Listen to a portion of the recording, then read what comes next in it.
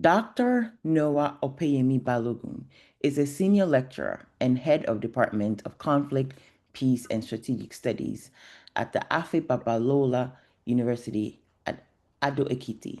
He received his BA and MA in philosophy from the University of Ibadan. He received a Master of Science in Peace and Conflict Resolution from the National Open University of Nigeria and a PhD in African philosophy from the University of South Africa. His research interest is in the areas of nonviolence, human rights, and development. Dr. Balogun, the floor is yours. You're very welcome. Thank you very much, Phoebe. Thank you very much, all of you, the organizers of this forum. In March, when I received a mail asking me to be a speaker in this forum, what first came to my mind was that, who knew about some of the nonsense that I put out there that I call publication? Tells me that maybe somebody somewhere is reading some of my nonsenses. I was just really glad that, this is an opportunity for me to discuss some of my ruminations about the great Fela, the legendary Fela. And I thank you once again. Thank you very much. I'm really very grateful. My entire university will be happy about this. The founder of my university, Afe Babalola, will be very glad about this. I titled my work, The Philosophy of Nonviolent Resistance in Fela's Afrobeat. This is going to be an amalgam of a number of stuff that I've done on Fela.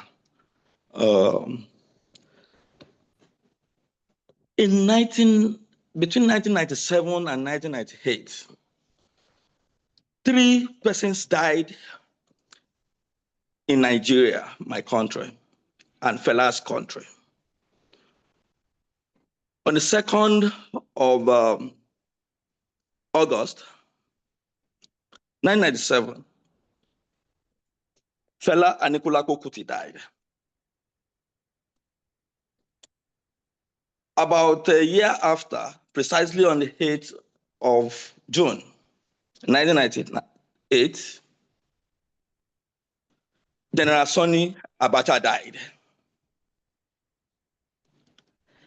Then, barely a month after, Chief MKO Abiola died.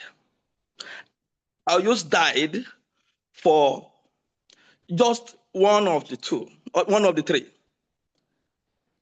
Fela actually joined the ancestors. He lives, he never died, because, like in his name, Fela Anikulapo literally translates into the man who's got death in his pouch. But so Fela never died, he still lives. Abacha died, and we could say good riddance. And then MKO also died. What actually interests me about that is that I happen to have a father who is a bit of an elite. The first death took so much tears from him that he cried and wept for my country, Nigeria. I was barely 11 years old that year. I really couldn't even make sense of what was going on. Then the next year, when the other person died, my father threw a celebration. He called on people to come and feast with him. Then barely a month after, when the last person died, that's MKO Abiola, I saw sadness again. But all of these events were reminiscing was my reminiscence of what happened in those 2 years. When Fela, who is Fela? I mean, what could make my father cry so badly and wept for our country? Then, years after, about 6 years after, I get admission to study philosophy in Ibadan, at the University of Ibadan. And Ibadan has a tradition of naming halls of residence after great leaders, Nigerian leaders. I was allocated into Nnamdi Azikiwe Hall. Then there was Kuti Hall. Then I have many friends in Kuti Hall. So I decided to always go to Kuti Hall, Fela Kuti. But I will later realize that the Kuti is not actually named after Fela Anikulapo Kuti. It was after his own parents. His father, I read the epitaph of the father in the hall, to realize that the father was actually a devoted Christian. But then I started seeing the contracts in Fela's background. A pastor's son, turned a bohemian, turned a freedom fighter, turned a human rights activist, a pastor's son, turned a nihilist, an existentialist to the core. So this was my interest. I was seeing so much contradictions about the great Fela. And I picked interest, and I started reading some biographical works on Fela. I studied Carlos Moore and a whole lot of other biographers who documented the lives and times of Fela. By 2003, Shola Yomi has released his work titled Fela and the Imagined Continent. It was a work looking at the lyrical, because it's in English studies, a PhD turned into a published work, was a work in trying to understand the lyrical aspects of Fela's Afrobeat. Then, a year after, Tajumaro Olaniyan wrote this work, Arrest the Music, Fela and his Rebel Heart and Politics. And not until last year again, when we had Toyin Falola and Adesina Afolayan. So this spurred my interest generally, and then I decided to start playing with some stuff about Fela. So when I was going to write my first thesis, coming from philosophy, I decided to do something on, titled the work, The Notion of Freedom in Fela's Music. Basically, what I did in that work was just to look at the idea of freedom, particularly from the existentialist perspective, to try to pitch Fela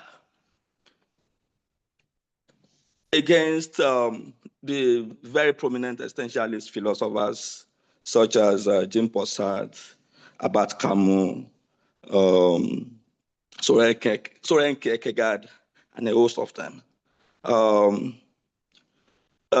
Doing that, I was just simply able to see that Fela represents serious existentialist niche, and he did that all very well. Going forward, by 2018, when I was going to do thesis for my other masters with the National Open University of Nigeria, I decided to title my work An Examination or the philosophy of nonviolence in Fela's music. And at that time, I had moved. I was already working as a teacher in this university. Then I decided to do something to look at Fela from nonviolence. Nonviolence is a very big aspect of conflict studies. I mean, as a matter of fact, I define conflict studies as that discipline where we identify and analyze violence, behaviors, attitude, and all of that. So I decided to say, okay, let me locate Fela within nonviolence ideals and praxis and all of that.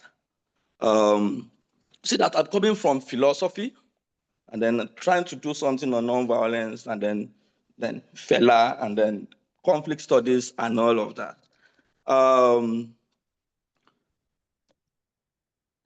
Before I know it, I was then seeing Fela as a nonviolent actor in the Nigerian political game. I was seeing many other aspects to Fela. I started seeing certain Afrocentric ideals in Fela. I was seeing the Pan-Africanist solidarity, ideals of decoloniality, of decentralizing, of somebody who is trying to deconstruct hegemonic epistemologies. Reading Fela and reading those other literatures that first introduced me to Fela scholarship. I was able to tease out and see some of these ideals of Pan-Africanism, of African solidarity, of African ideals, of ethical philosophy, such as the philosophy of Omoluabi, of Ubuntu from South Africa, and even of existentialism and humanism. I considered in that work, the 2012 work, my master's, I considered Fela as a humanist, as an existentialist, which someone who uphold the ideals of freedom so well. Fela loves to challenge the notion of universal truth and discuss. Within Fela, reading through Fela again, you see a whole lot of ideas about decolonization. Fela is one phenomenon who, maybe not in the academia, but it did what thinkers like Ngugi wa Thiong'o did for Kenya. By actually going decolonial about very many things. In medicine, even in his own heart, you find out decolonial tendencies in Fela. But what actually really stands Fela out is, yes, despite those ideals of decoloniality, of humanism, of existentialism, and all of that. You see, and this is what actually made Fela really popular in our country, Nigeria, is this political activism, and in fact, his voice against oppression, against corruption, that has really eating deep into the fabric of his society. It is voice, very many voices and lyrics and engagement with social injustice that has pervaded every aspect of the Nigerian society. And Fela used non-violence ideas and praxis to actually speak against these three major things. This has made Fela to have what I call the enduring relevance of Fela's legacy here. I'm happy that this is coming up when at a time when suddenly very many Nigerian leaders are thinking about enduring legacies. You know, we have presidents and ministers naming everything and anything after themselves, even while they are in office. I mean, as if they are actually afraid that they will quickly be forgotten after. I mean, but Fela is, like I said, that Fela still lives on. 37, over 37 years after his death, he would it still lives in the hearts of the very many Nigerians, especially the Nigerian downtrodden Nigerian masses. So we're going to look at we'll also discuss the potential of Afrobeat as a vehicle for social change. Fela did that very well. Then I am going to then try to see how Fela, to pitch Fela within the ideas and practice of non-violence itself. There's what we call, there are two types of non-violence categories. There is the principled non-violence that is known with basically with Mahatma Gandhi. That has to do with the major belief in the fact that society will change, humans will change, and societies can get better. But there is the other category, and that is the category of the strategic non-violence. And I think that Fela actually mirrors very well the strategic non-violence, I mean, category, in if and when we're trying to even understand non-violence and try to locate Fela within that. The strategic non-violence non-violent resistance it can also be divided. Ginny Sharp, as peace scholar, did a fantastic work by collating or documenting the very many non-violent methods. And Ginny Sharp gave us, said, I mean, in his collation, in his identifying the methods that people use in non-violence, told us that we have 198 methods of non-violence. So I will be trying to try to locate Fela and see how Fela used each of these methods of non-violence in his social engagement. The first one is protest and persuasion. And then Ginny Sharp made us know that we have about 54 methods of protest, methods of nonviolence resistance that can be categorized under protest and persuasion. The other one is non-cooperation. And Ginny Sharp told us that there are about 143 methods of that people have used across the world from across times and cultures. We have 143 under non-cooperation. And then the last category, that is the economy, that is non-violence, non-violent intervention. And then for GD Sharp, we actually have 40 methods group under that. Fela,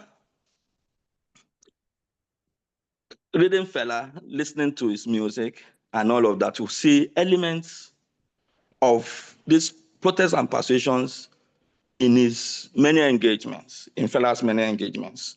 You find the element of humor and strong satire in Fela.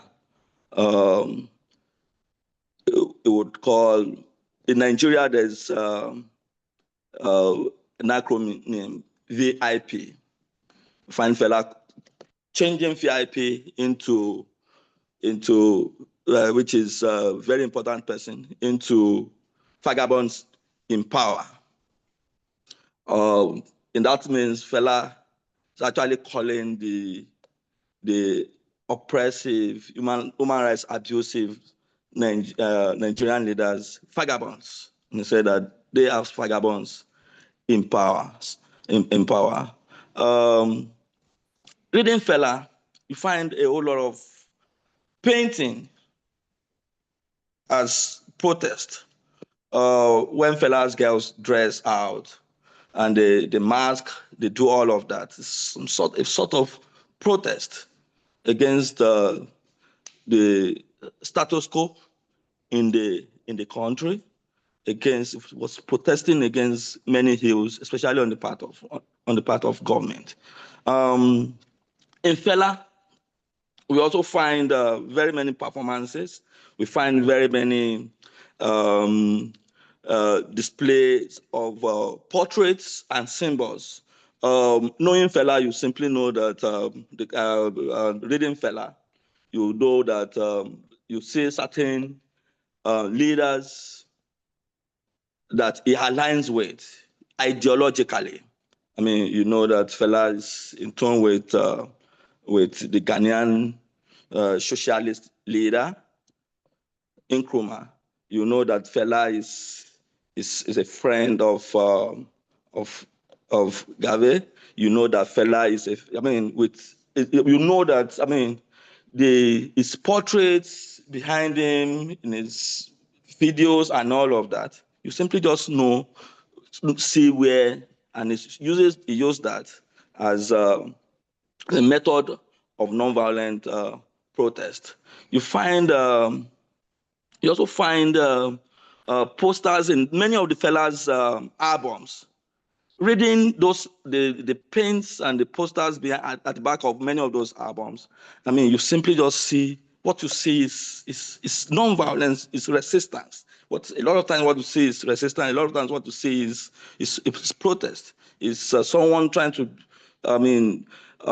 drive a message across. Someone trying to say, change the society with not just with his lyrics, but also with his with very many of his attitude to persuade and protest against the very many ills in his society.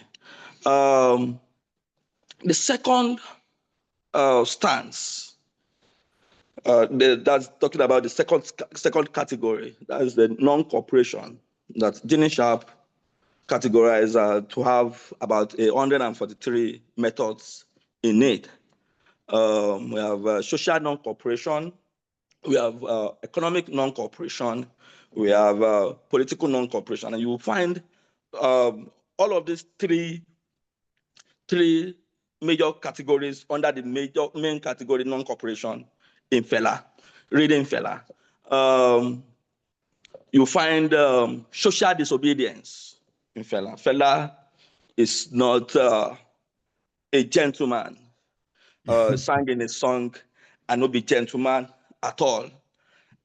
Feels like you cannot be obedient to disobedient leaders. You cannot be obedient to disobedient leaders. It is not proper. You find civil disobedience, social disobedience. You find non-attendance and absence. I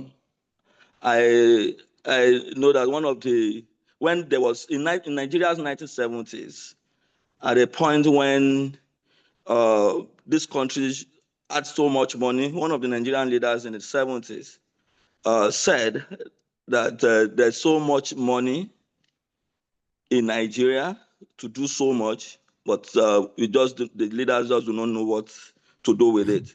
One of the things they did not know what to do with it, with so much money from the oil boom in the Nigerian 60s and 70s, was to organize Festac 76.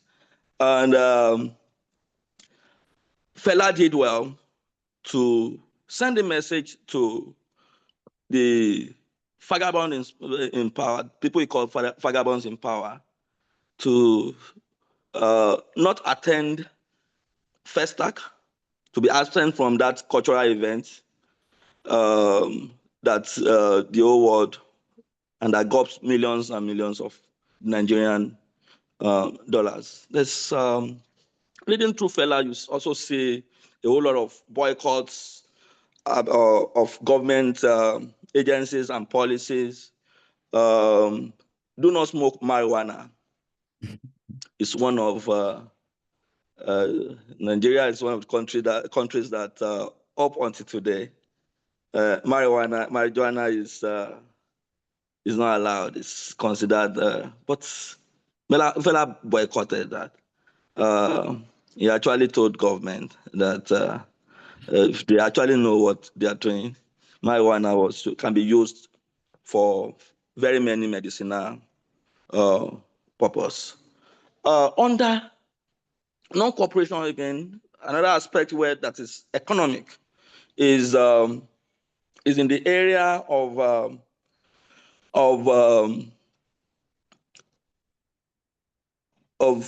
symbolic strike, of economic shutdown, of refusal to pay taxes. Fela entered government very many wahala simply because at many occasions government is asking him to pay tax, and he said, "I mean, pay tax to do what? When you've not fixed our road, water is not running. I mean, what have you done to take money to take taxes from the Nigerian people?" Fela felt that, I mean, and that is one of his very many ways in which he actually protested non-violently. Then the last of that is political non-cooperation, which Gene Sharp mentioned to have about 66 methods. One of it is boycotts of election. Reading through Fela, I mean, Fela, who wants social change, went as far as creating his own political party, MOP, Movement of the People. The party eventually didn't was scrapped around 1988. But then there are no evidences anywhere to show that Fela actually voted, because he never believed in the wayo and paddy kind of elections that was being organized all those years. And I mean, the 1993 election eventually vindicates Fela about his belief that, I mean, he should actually just not participate in that selection called election. I mean, Fela felt that they just wanted to select themselves into offices. But by 1993, events around the country in 1993 with the annulment of the June 12th election actually also, I mean, vindicated Fela's opinion about the kangaroo that was ongoing at the moment. We see boycotts of government agencies. We see non-obedience with direct or indirect confrontation. Fela did that reading Fela. You see that he did a lot of non-obedience with without direct confrontations with powers that be. Refusal to non-cooperation with conscription is also a way, and then dual sovereignty and parallel government. I mean, people have actually also argued that the Fela declared a republic within a republic by saying that, look, if we can actually run out, and he did that very well with the Kalakuta Republic, Federal Republic of Nigeria has Kalakuta Republic within it, and it's a form of protest without being confrontational. Created and ran, I mean, and you find more or less every element of government within Fela's Calcutta Republic. Calcutta Republic, Fela's Calcutta Republic is his own home where he runs his own affair. How he thinks that the country should actually be ruled, and he called it a Calcutta Republic. I mean, that's an example, a very good example of political non-cooperation on the part of Fela. And then lastly, that's nonviolent intervention. Fela did, I mean, very well in nonviolent intervention. We're looking at, if you look at, it's very many interjections and obstructions against the Nigerian government. If you look at the very many instances of reverse trials on the part of Fela, Fela entered many problems, from smoking to corrupting the youth to arrested, jailed for many of these things. But Fela was able to actually come out of many of these problems. I mean, by deploying a non-violent method called reverse trial. I mean, by reverse trial, you simply just turn the issue around, and then there's an instance of when Fela's house was burgled, and then he was caught with marijuana, and then he quickly just swallowed the marijuana, and they say, okay, where is it? Oh, then you can take me to court. You know that in the courts we do adversarial justice in many of our courts, and reverse trial as a means of non-protest will work for Fela in such an instance. You can say that Fela used, if not all, very many of these non-violent methods of non-violence identified and collated by Ginny Sharp very well in his life, in his music, in his lyrics, in his social activism, and all of that. I mean, and these are all there as evidence. They're scientific. We can all see it in very many of his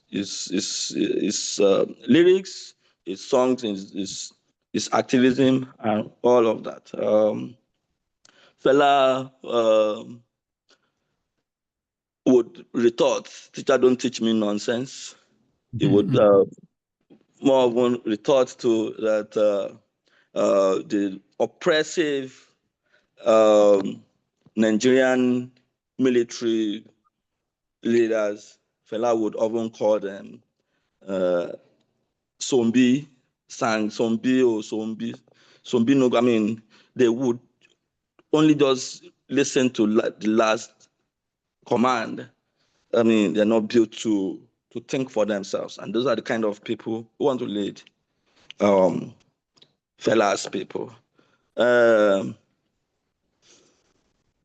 Fela is not oblivious of the ripple effect of colonialism on the military rule. Fela is not oblivious of the need to go back to the roots, to use the black power to. It's actually of the belief that Africa should come together as one, and so as to, because the root of the very many things we have in the Nigerian societies can actually be traced to colonialism, and that for him, Africa should come together since the entire Africa have the same story of same history of slavery, of colonialism, and even of neocolonialism. So Fela, reading Fela, you will see his hard positions on some of those things. What then is the relevance of Fela in contemporary social and political context? I've said that before now. I'm going to say it again, that Fela, up until 37 years after his death, tomorrow will make it 38 years that we lost, exactly 38 years, 28 years that we lost Fela. His influence on the Nigerian music is still very, very enormous. Fela is still influencing, almost all the genres of arts, in almost all the social and political discussions, you find Fela. Uh, you find people, making reference and allusions to Fela. Um, what then is the legacy of Fela as a symbol of resistance and activism? Fela stood for something. Is like I said the other time, why many of our Nigerian leaders are afraid, such that even before they leave office at all, they are already afraid about their legacies. Like they feel like maybe a few years after they have left, Nigerians will be very quick to forget about them. But here is Fela that 38 years after his death, he still lives in the heart and the heart of Nigerian people, shaping the Nigerian social political discussions, shaping activism, and shaping the very many genres of music that we have in Nigeria. Thank you for listening. Thank you very much for listening. Thank you very much, Dr. Balogun. Dr. Makoni, the floor is yours. Oh, thank you very much for this very helpful conversation and presentation about Fela. I want to start from where you ended about the contemporary impact of Fela in the areas of music. When you take a look at the current Afrobeat situation in Nigeria, who would you regard as some of the key people who are following in the footsteps of Fela? Well, there are influences here and there. Okay. There are influences here and there. If you look at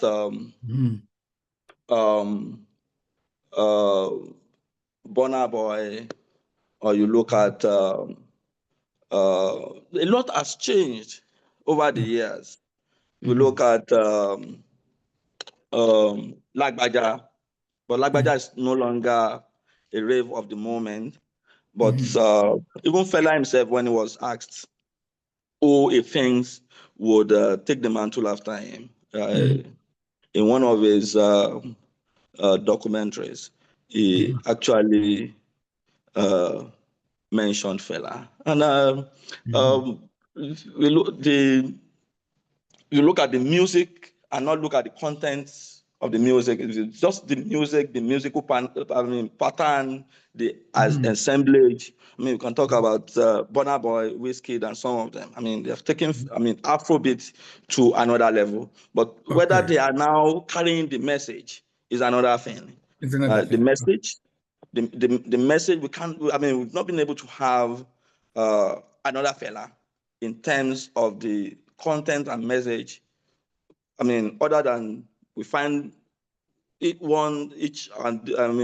some of these artists who once in a while just come up to make some engagements and try to criticize government and shape society, bring out message that shapes the society. But largely, we have not had another Fela, and that's really very sad. Oh, okay. Right. So let's get back then to Fela. I want to focus our minds on two aspects about Fela. The first part is I want to focus on Fela in terms of curriculum development. Are there courses, for example, that are taught about Fela as a musician, Fela as a political, as somebody who has been involved in political protest? In other words, is Fela a curriculum construct? If I wanted to design a course around Fela, are there courses on Fela in different Nigerian universities and different schools? Yeah, unfortunately, there's none. There's none. I'm Okay. familiar with what we do around here, but I mean, what I know that people do, and I Uh-huh. do that a lot. So, coming from my own background, when I teach certain courses on maybe on human rights, Yes. on nonviolence, for instance, Mhm. I mean, I try to bring in Fela in. I try to bring Fela Okay. in to see how Fela Fela would mirrors help some you. of these things. When you teach an aspect of I mean, what we call transitional justice, for instance, Mhm. there's always that attempt to want to discuss the transitional justice regime that happened in Nigeria in 1999 with the popular Oputa panel, and to also now try to locate Fela within that regime to say that, okay, when Oputa panel was going on, I mean, Fela's family versus the federal government of Nigeria's case was one of the major highlights at the Oputa panel in 1999. Unfortunately, the Oputa panel was not a success story. The panel's report nothing was done about the panel's report. And that's, for me, is one of the very many reasons why Nigeria is Nigeria is in crisis, and Nigeria is bleeding on many pores. There have been thousands and thousands of human rights abuses that are yet to be resolved. Very many Nigerians are actually angry with Nigeria. And one opportunity that presented itself to us was the 1999 Truth Commission, popularly known as the Oputa panel. But there was nothing truthful about the Truth Commission.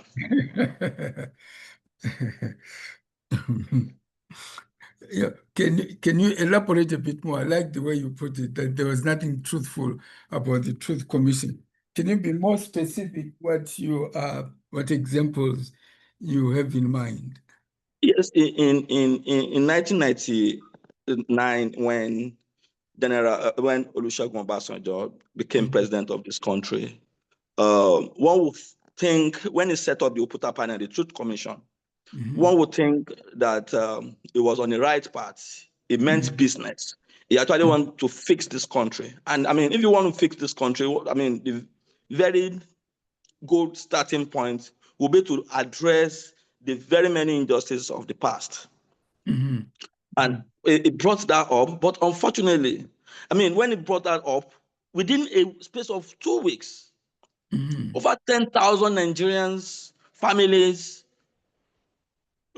wrote petitions to the Oputa panel that they had issues and cases with the Nigerian government. But the commission was fraught with many inadequacies. Eventually, at the end of the day, I mean, nothing was done with the commission's report. The commission's report, up until today, was just put under the carpet. I mean, and the entire thing just looked like a charade. Nothing came out of, and this is about 24 years after. None of those injustices of the past have been addressed properly. They were the people were. I mean, the person that's the president that year who set up the Oputa panel. I mean, it was actually not truthful about the Truth Commission. It didn't mean business. actually deceived Nigerians to think, and then many Nigerians actually thought that, oh, this is an avenue to mend things. But we were once again left heartbroken. Okay, let me ask you the last question, because there are a lot of people who would want to jump in to engage with you. Again, thank you very much for a wonderful presentation. When you think about Fela outside the Nigerian context, let's say in other West African contexts, Southern African contexts, or even in the African diaspora, what would you say has been his biggest impact to non-Nigerians or outside Nigeria? That would be the need Fela's position about cultural rejuvenation, the need to decolonize, the need for African people to identify as one. I mean, irrespective of location and spaces. And I mean, that's evident in the very many Black communities across the world, especially in the Americas. I mean, who opened their arms to receive Fela. I mean, and Fela resonates very well with very many people in the diaspora, especially, I mean, Blacks, especially the Blacks. Yes. Who saw him as one of their own. Well, one of Fela's songs that we used to like quite a lot when we were outside Southern Africa was this famous song of his, "Teacher, Don't Teach Me Nonsense." Yes. And then Teacher, Don't Teach Me. Somehow what Fela is I think what Fela is was trying to say in that song is that in good places, any country, any society who will get it right. Their tradition is their teacher. Their culture is their teacher. Where they are coming from, their history is their teacher. And it should be. But that in this case, who's our teacher? Our own teacher. The colonialist. And I mean, no matter how much you try to imitate, you just would never get it right. That like the original owner of the stuff. If your own culture, your own tradition, your own history is not at the core or the foundation of whatever you are trying to do, just may never be able to get it right. And in that track is no be government teacher, who be government teacher, who should be government teacher, should be culture and tradition. Culture, I mean, that is how it should be, but unfortunately, it is what it is. It is what it is. Thanks a lot. Thank you very much. Let me hand over back to Phoebe. Thank you very much. Thank you very much, Dr. Balogun, for this insightful reflection on this visionary. We have a couple of comments and questions in the chat box, and I'd like to start off with Yetunde's contribution. She thanks you for this presentation and asks, are there any similarities between Fela's songs and activism and his children's songs like Sheun and Femi Kuti?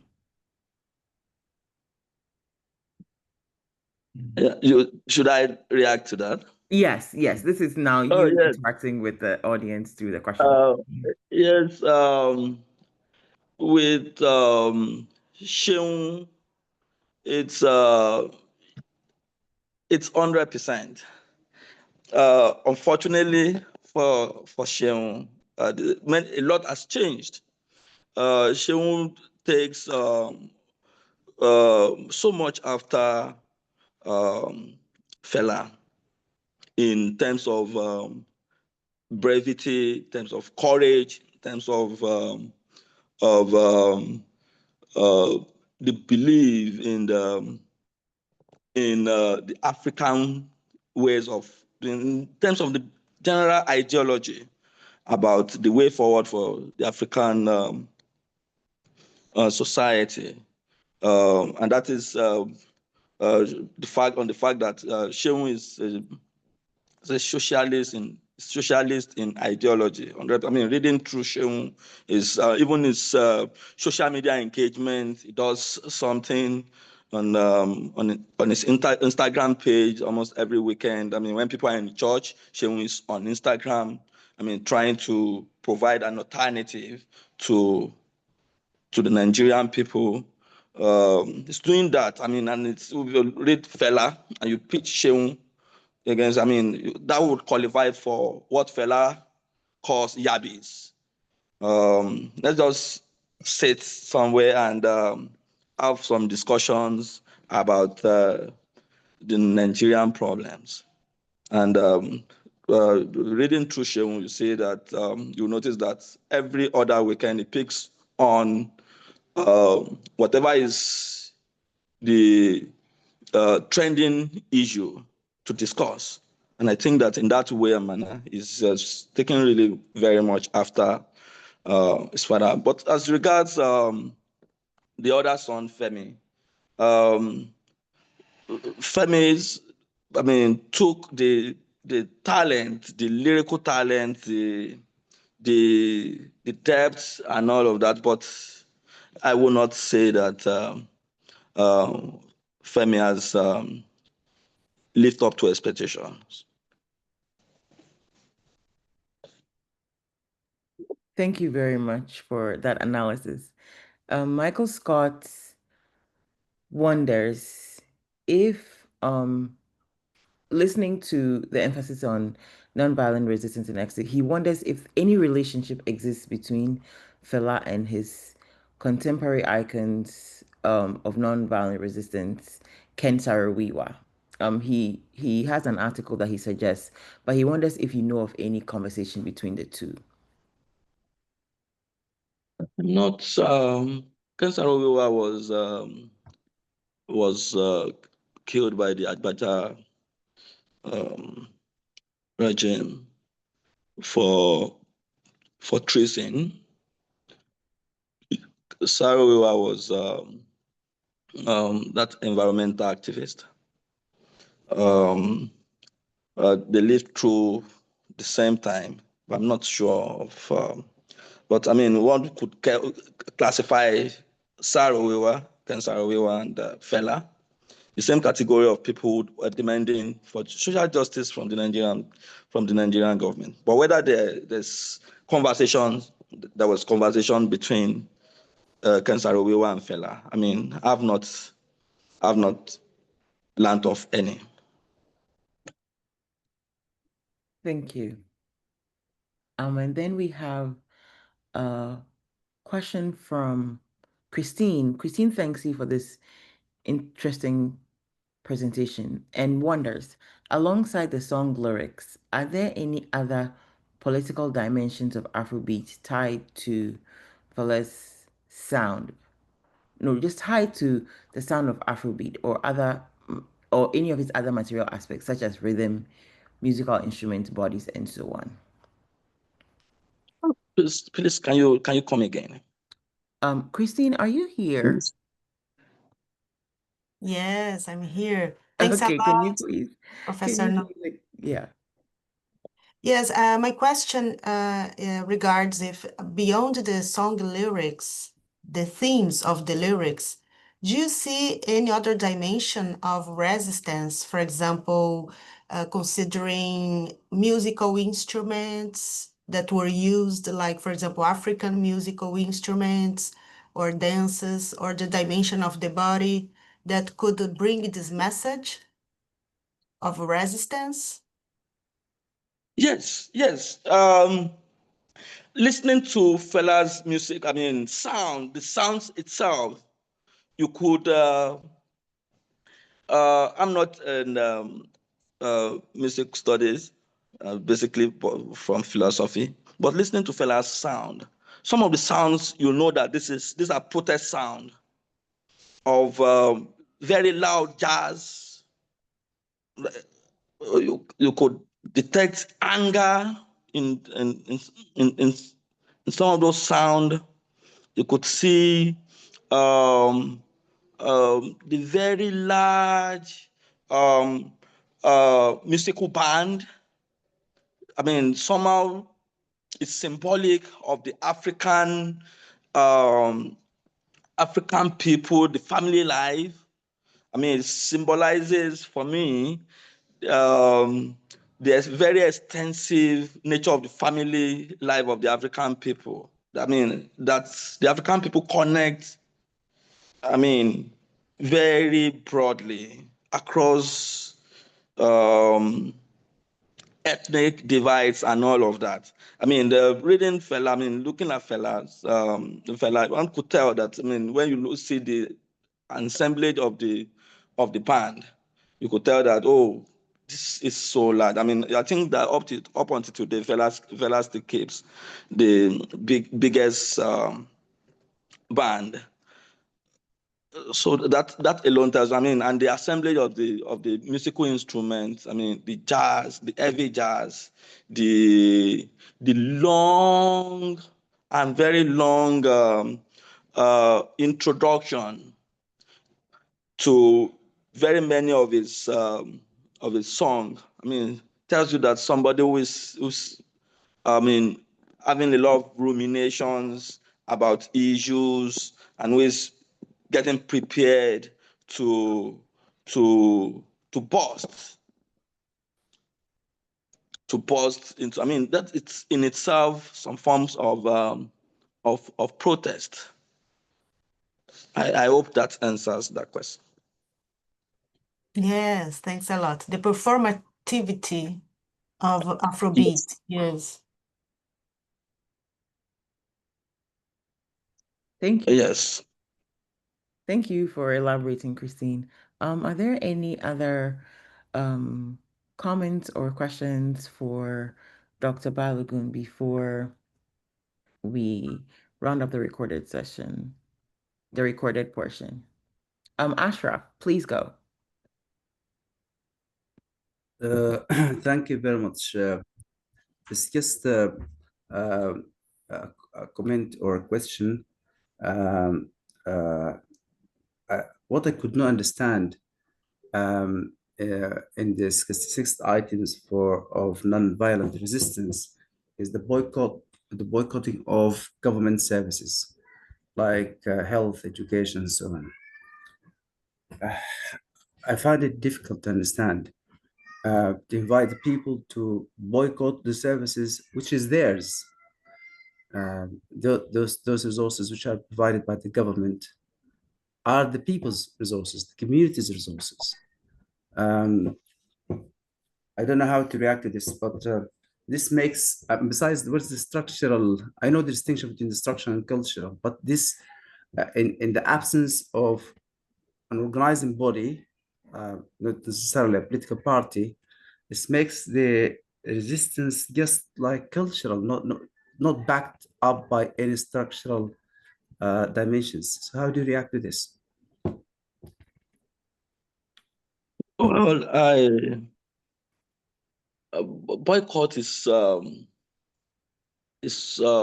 of those major elements in major methods of nonviolent resistance. I mean, and I think that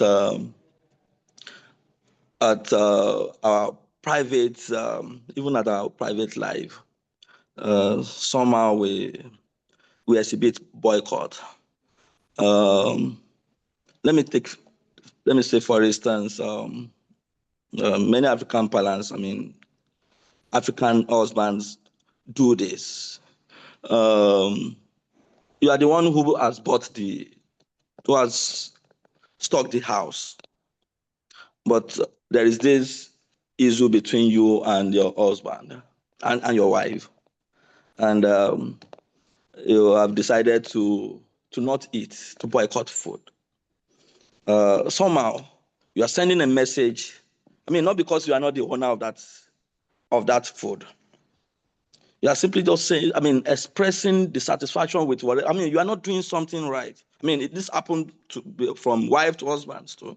I mean, it's a form of boycott at a very private level. That, yes, we know that those things are there. It's our own, but we're not doing it. I mean, and that's why even fasting is also a method of non-violence that has been identified by Ginny Sharp. People could just decide to go, we're not eating, we're boycotting food, just to say that we're protesting, we're not happy with something until you do what we want. We're not going to heed your calling or make things go the way it should normally go. So that's boycott.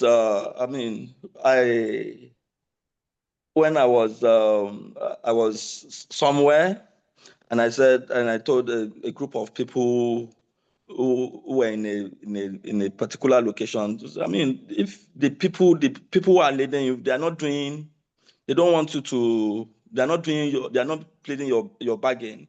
I mean, just look at one thing that they are quite sure that you so like. And then the day they expect you to do that thing, just decide not to do it. Like not eating, I mean, they have decided to give you food and you are not eating. They decided to boycott that very service. And I think that somehow when husband does this to their wife or wives, or their wives does that to husband, I mean, the message is usually clear that they're just not happy with the status quo. And that is it. Thank you. But in that way, isn't it the case that it can easily be co-opted by the regime, by the existing regime? I mean, don't eat, don't go to school. That's fine, and we can sing. If I'm the powerful person, I can sing the songs as a way of co-opting them. Can even dance them. It's unfortunate that those things just we have done it times and again here. They're just not working. The truth of the matter is that if you say you're not going to school in Nigeria, I mean, our leaders normally, technically, don't even want us to go to school. There are many things they don't even want us to know in the first place, because maybe they feel that if the Nigerian people know too much. I mean, for instance, in the early 2000s, well, one of the Nigerian leaders decided to strike history as a subject out of the Nigerian curriculum. History was no longer there. And and that's something very strategic for me on the part of the leadership, who does not want his citizens, his followers to know. I mean, if you don't know your past, how do you understand how you have arrived where you are? How do you even be able to plan your presence and even be able to forge into the future? I mean, that is, and that is for me is one big reason why boycott is not. I mean, we have our government more or less deliberately shut down our universities almost every 4 or 5 months. I mean, you want to go home, your lecturers saying, oh, I mean, do something about our salary. Our take home can no longer take us home. But then, I mean, we are going to go on strike. We're not going to go teach your students again. We're going to go on strike, boycott. Not, but just has never worked. And I mean, it's more part of the reasons why Nigeria is still, our country is still where we are. That's the unfortunate thing. Thank you. Thank you very much. Thank you very much. That exchange elicited a comment from Desmond, who says he has for decades advocated for Nigerians to boycott elections and that would be a starting point for a move in a different direction.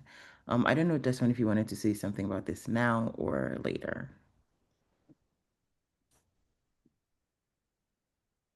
I can come back to it Is that later. for- It's fine. It's okay. Okay. Okay. But I think Dr. Balogun wanted to say something in addition. But I can come back later. Oh no. Okay. I was just asking if that question is that for me? Yes, if you want to respond to it, but this one will come back to it later in the after party. Well, Desmond should please go ahead. No, he'll come back to it later. I didn't even get the question correctly, actually. It's about boycotting elections, but we'll come back to it later. Oh, that Yeah, we it was, Fela had 20 years to ask the Nigerian people to not to go out for elections, right? To boycott election. Don't forget that right from the Nigerian 1966 up until Nigeria 1979, Nigeria was under military rule.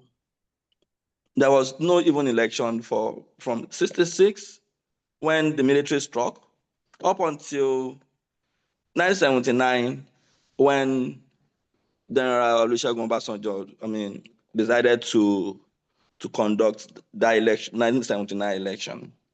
And we had just a very short window of civilian rule between 1979 and 1983.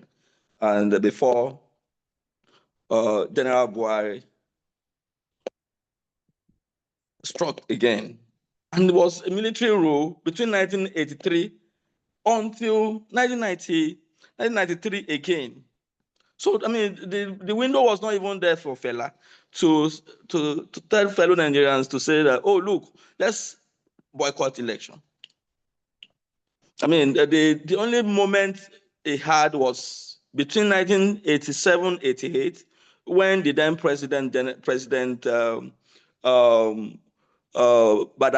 Babangida opened the window for some forms of civilian rule, called on many Nigerians to come up with parties, and then Nigerians formed about 28 parties between around 1988-89.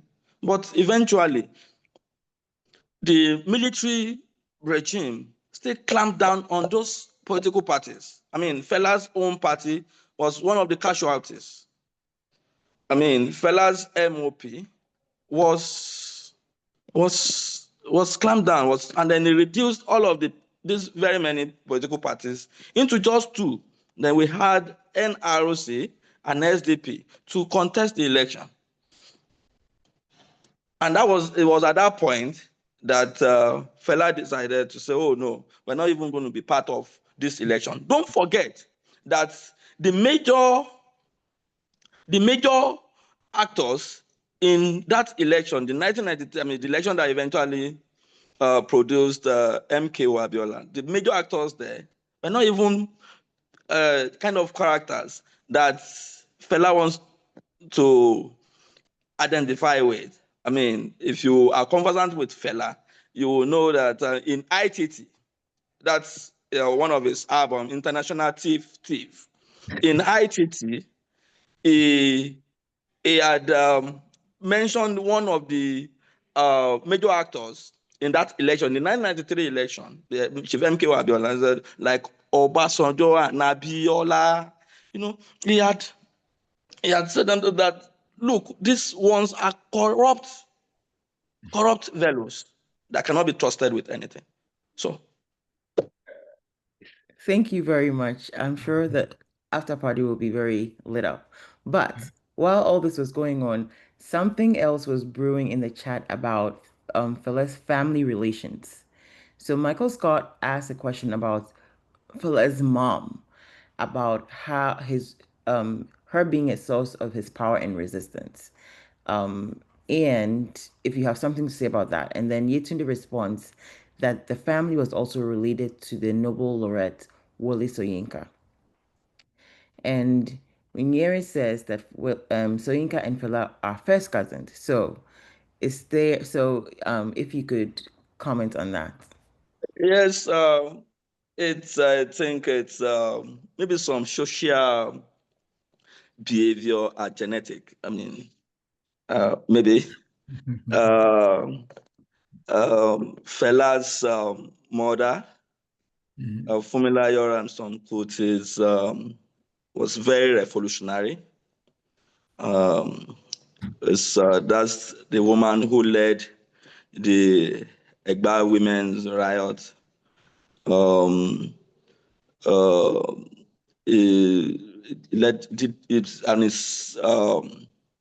She was of the socialist leaning in terms of ideology. And I think that Fela actually picked the life of activism and of struggle from his mother. So there are times when, I mean, as children, we just pick some of our parents' characters and behaviors or ideologies, even without even knowing. And that's why I said in my opening statement that maybe certain behaviors are genetic. We just sort of pick those things. And talking about the relationship between Fela and the first African Nobel laureate, Professor Wole Soyinka, I mean, that is they are cousins. But for me, it means that maybe some of these things run in the family. I mean, if you have read Soyinka's biography, that's Ake, the years of childhood. I mean, you made references to his growing up together with Kuti's family, with Fela. I mean, as a matter of fact, they all attended same secondary school. They attended same secondary school. Fela attended same secondary school as Soyinka, as MK Abiola and Chief Olusegun Obasanjo. I mean, that's the irony. Same system sort of produced the same people, but then they turn out very differently. Thank you, sir.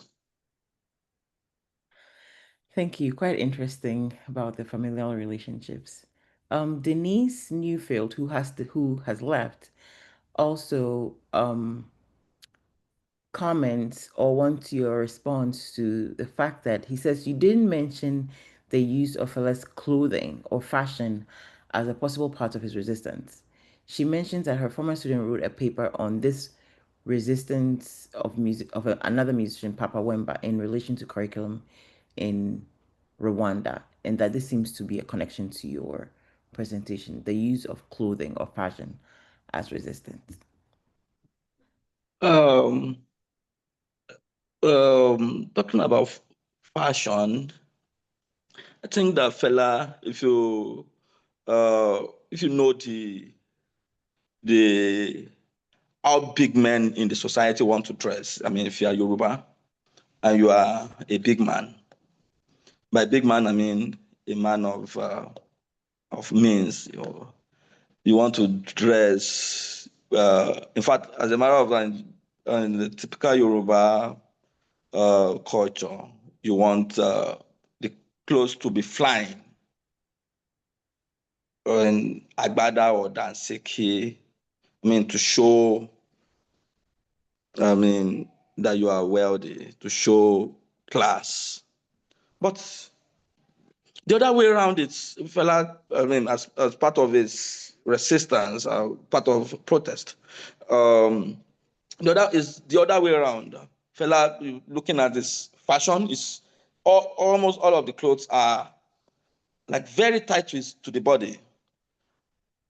The trousers are very tight. Even the tops, that the shirts are also very tight, like very even hugging his body. I mean, what comes to my head and this is somebody who grew up in the traditional African Yoruba society.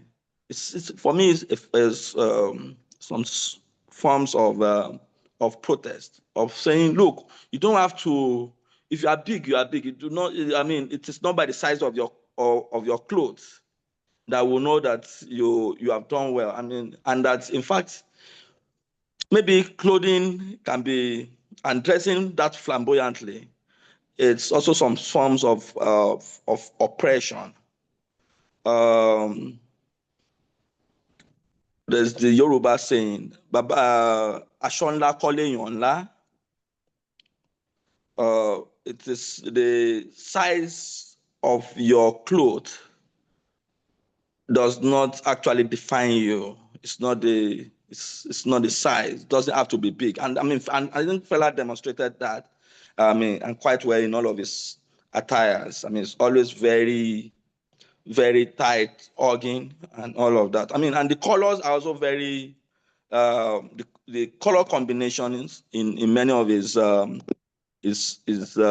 mean, find in putting jamming colors together.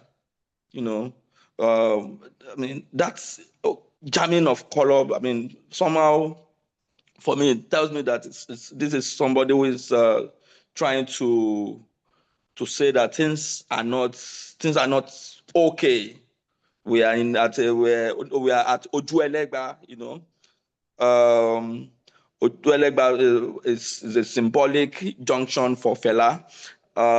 It's a place where everything scatter. You know, everything is not well. There's no order. Then when you find him jamming the colors together, I mean, that is reflective of even the assemblage of his music, of his sounds.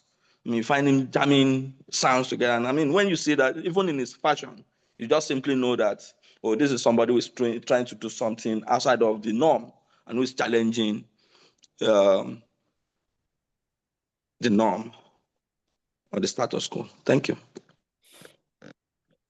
Thank you. Interesting insights.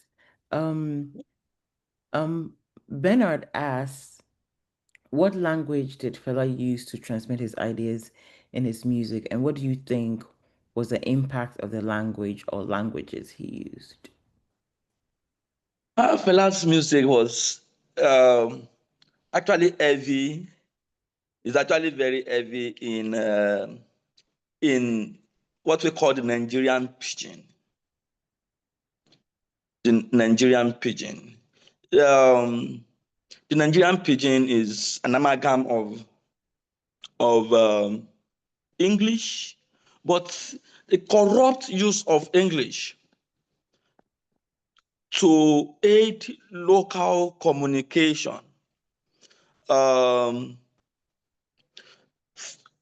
felt, I mean, and even advocated that instead of using English, probably Nigerian people are more at home with the corrupt version of English called pidgin, Nigerian pidgin.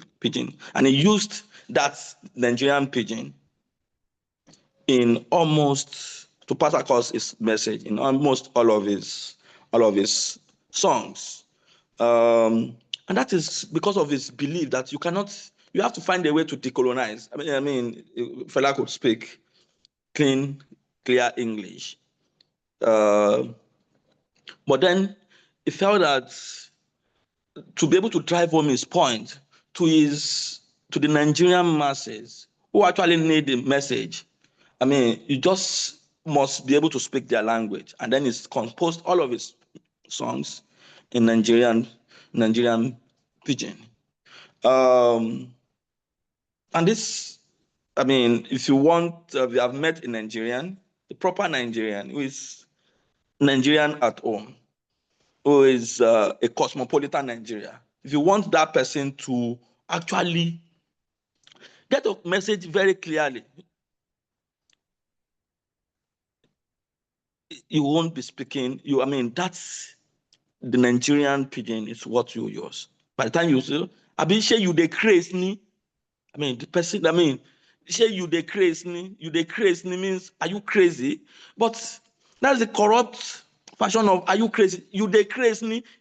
You dey craze ni. Don't get Yoruba, don't get English, don't get everything on the inside. I mean, just to make sure that the message percolates very well into the listeners. And I mean, that is the medium of communication of the language that Fela used in almost all of his. But then there is also a heavy language. I mean, his background, Fela's background. Fela is Yoruba. His background is Yoruba. So in you find the Yoruba influence in most of his songs too. I mean, you find a few interjections of other languages, Nigerian languages. But then, what is heavy is more of that pidgin heavy. But then, Yoruba, that is his mother tongue. Wow, thank you for that. Dr. Mufwene, you can go. Yeah, thank you very much for this stimulating presentation. I became familiar with the name Fela Kuti as a graduate student at the University of Chicago in the 1970s. And Northwestern University had near Chicago had a very vibrant program in African studies. But for us Africans, it was also the place where one could go to African parties. And I became acquainted with this song, African Woman, all in Nigerian Pidgin English. And what was particularly noteworthy about this is that although we all love dancing it, the segment was too long, 30 minutes, I think. And what I remember from Paris is that as much as you love to dance, because at that time people danced in pairs, okay? If you didn't find a partner for dancing, you had to sit down, and that meant 30 minutes of sitting down without dancing at all. And I think that's a song that spread very fast among Africans and familiarize ourselves with the familiarize us with the sounds of Nigerian Pidgin English. I don't know if people already called it Niger at that time in the 70s, but we associated that language also with Chinya Achebe's Things Falling Apart, or the other novel later, is it Men of the State or something, where the main characters also use pidgin in dialogues. And so we had a sense of that. For those of us working on pidgins, Nigerian Pidgin English is a new language. It's not corrupt English. It's just different. It's just Nigerian English, whichever way you characterize it, is also a new variety of English. It's not a corruption of British English or American English or whatever, because all these varieties are new Englishes. And that is really worth bearing in mind. When you spoke of Fela Kuti's attire, way of dressing, I just went to Google and look at that. That was the fashion in the 1970s in many countries in Africa, where if you wanted to be stylish, you had to wear a body-fitted shirt. And with the kind of body he had, you see his structure, you know, everything. stuck to his body, to his torso. That was the fashion. Musicians in the Congo did the same thing and so forth. And for pants, it was also the style of the time. The pants had to be tight by the thighs, around the thighs, and then go toward the legs, and they become what people call bell bottoms. So he was, in that respect, I think, quite fashionable, as opposed to politicians who were conservative and didn't dress that way.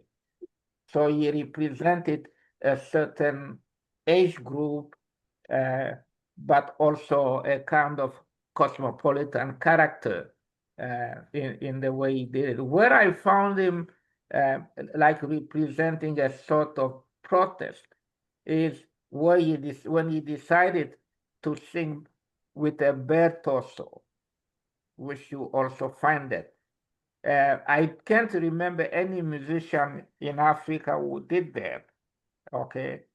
But that was also the age of, what is this? People that wore long hair and so forth in the late 1960s and hippies. So like a kind of his Africanized version of hippie movement, which also was a culture of protest against the establishment and so forth. I think I see in Fela Kuti a very complex persona that you cannot just reduce to a certain fixed monolithic interpretation. So I don't know how you react to that, but that kind of represent my age group. We all did similar things at that time. So I don't know how you react to these comments. Thank you very much, Prof, for throwing light into that for me. I mean, when you were speaking, what comes to my mind is that yes, I remember that my parents also had stuff like that in their wardrobe in the 90s when I was growing up. So maybe somehow it wasn't. But one thing I know about fashion is that somehow a lot of time there are no boundaries. So much that sometimes you don't even know who invented what fashion. You know, there are inventors of fashion, actually. Somebody start dressing some way, in a particular way, and before you know it, it becomes trending against. Let me stand up to say, this way I am dressed. My top here is very long. It's touching my ankle. This thing I'm wearing people started sewing their clothes this way right from 2015, when General Muhammad Buhari became president in Nigeria.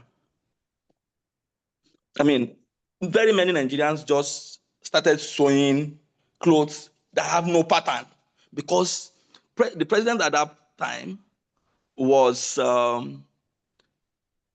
sewing his clothes that way.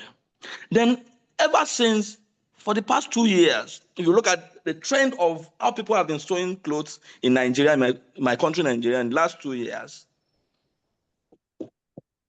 this style, people will wear what we call towo bobe. I mean, your clothes that is so long, and it's so much that when you are eating soup, the typical Nigerian soup, your hand is more like dragging the soup with you. And if you just go and look at how our current president President Bola Ahmed Tinubu dress is wearing Toro Bebe. The last 2 years, it has been like that. So, well, somehow we can say that maybe certain figures in the society are actually the inventors and originators of certain styles. But then I do not know if Fela actually invented that body organ style in the 70s. Thank you, sir. Thank you very Excuse much. me. I didn't mean to say that he invented it. I just wanted to say he was fashionable and a man of his time, part of his generation. Perhaps Fela started dressing that way, and then very many people joined him in dressing that way at that time. Actually, part of it came from Europe. People were were in a colonial mentality at that time. We liked Italian shirts because the Italians are the people that showed shirts that way. And the trend has survived among some Europeans, but not all of them. But nowadays, when you pay attention to how certain youth dress, they also have body fitted shirts. So can I continue with just one another comment, Phoebe, if you don't mind? Yes, bro. It's the connection between Afrobeat and the rhythm that of the song African Woman. There is a specific name for that dance. I'm sorry, I don't remember it. But that music was also related to rhythm and blues. At the same time that, say, Jamaicans invented reggae, they all related in some ways. But when I listen to Afrobeats today, it's really a different kind of musical composition, especially in terms of rhythms. And also there is a large place allocated to instruments in the current Afrobeats. And this is not just in Nigeria. You go to Cote d'Ivoire, you hear that. You go to Senegal, you hear that. I think that Central Africa is the place where it has spread the least. But in West Africa, it has really spread. And people also trace this. I saw a documentary one time by Africans, and they trace it back to Nigeria. Except that I'm incapable of connecting what I hear in what is called Afrobeat today to the kind of music that Fela Kuti played in the 1970s. That's what I remember. But what do I know about Nigerian music in the first place? But I just thought I would toss this in the debate, calling for your attention, reaction. Thank you. Thank you, Prof. Once again, I think that Afrobeat is simply a combination of the African drums. I mean, the percussive African drums, especially the Yoruba African drums. The Yoruba drums are kind of different from what we have from many other places. I mean, and I think that is one of the genius of Fela. Yoruba drums actually speak. Yoruba have drums that speak.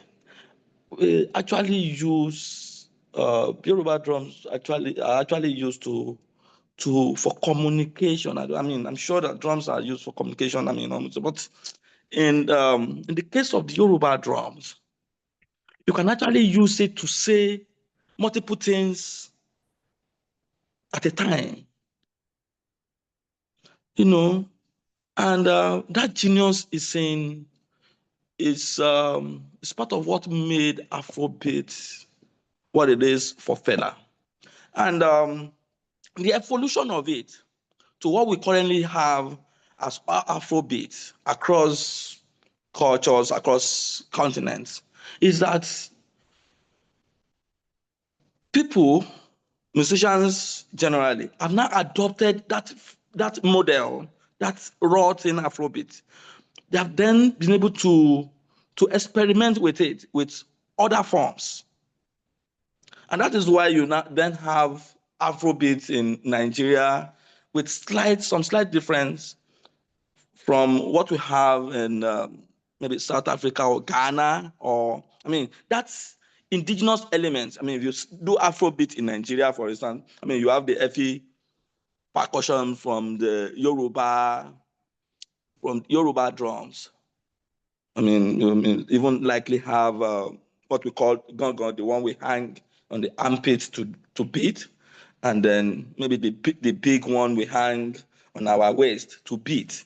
And those two drums are heavy. In fact, they dictate the tune of Afrobeat itself. But then that's not to say that if Afrobeat then finds itself in the Jamaica, in the Americas, or in Jamaica, for instance, I mean, they also would simply just add whatever is local to them with jazz and other things that Fela used. And I think that accounts for the evolution of Afrobeat and the differences we have in Afrobeat across spaces. Thank you, sir. Thank you very much, Professor Mufwene and Dr. Balogun. Dr. Makoni, if you have any closing comments, we will receive them now and then talk about our upcoming series and then transition to the after party. No, I don't have any comments except to thank Noah for an excellent presentation, to thank everybody for attending our talk today. And yeah. Thank you very much, Dr. Balogun. We are pleased to have you here and you're welcome to join us on Friday mornings. Tomorrow we have another installation of the Mudimbe series, and we are pleased to have our own Professor Mufwene presenting at 9 a.m. Eastern Time. So if you're available, please do join us. And then next Friday, we have Dr. Makoni in conversation with Dr. Alan Boysak from South Africa. So our formal session ends now, and it is the after party, and I will stop the recording. Yeah.